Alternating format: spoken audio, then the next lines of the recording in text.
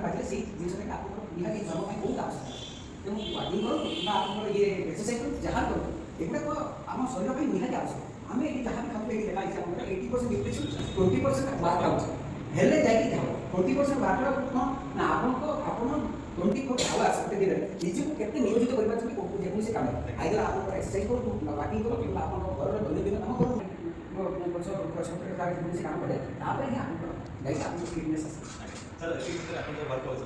आणि सब बेनिफिट पाउଛନ୍ତି ଆଜ୍ଞା ମାନେ ଯେତିକି ବି ଅଛି ସବୁ ବେନିଫିट एक्सपीरियंस କରି ଏଇ ସବୁ ଜିନିଷ କରିବା ପରେ ଆପଣଙ୍କ ପ୍ରତ୍ୟେକ ଅର୍ଗାନ ଯଦି କିନ୍ତୁ ମୁଁ କହୁନି ଯେ ଆପଣ ଏକ୍ସରସାଇଜ କଲେ ଆପଣ ଆଜି ଘଣ୍ଟାଟେ ଦି ଘଣ୍ଟା ଆପଣଙ୍କ ବଡି ଯେତିକି କରିପାରିବେ ଆପଣ ଭାବୁଛନ୍ତି ଥରେ ଆମ ପେଟ को खाली ଆମ जो ए सामने कर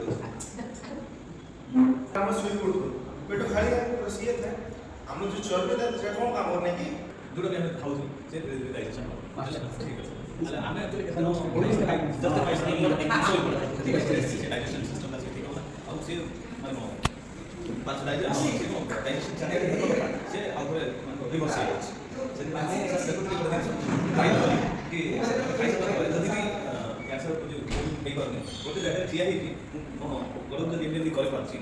से आराम से डाइजेशन भी जाय और एक रिलैक्स फील हुए तापर अधा घंटा पर सब ट्राई कर पानी दिया खाई खाई कि मो सते मन गाय कि खाओ मन खाइला पता पानी गोटे माने खाई प्रोसेसिंग चालू जे चालू अधा घंटा पर 45 मिनिट पर पानी से हिसाब से माने आगे तो जिम जाई तो अलग शुरू नथिला कि एबे जो गाइडलाइंस तेरा पाइला तो रेडिस कर सकता जानि तो आगे प्रोसेस ए वजह से कोने विश्वास लागे पानी प्रोसेस चले और खाई साला पर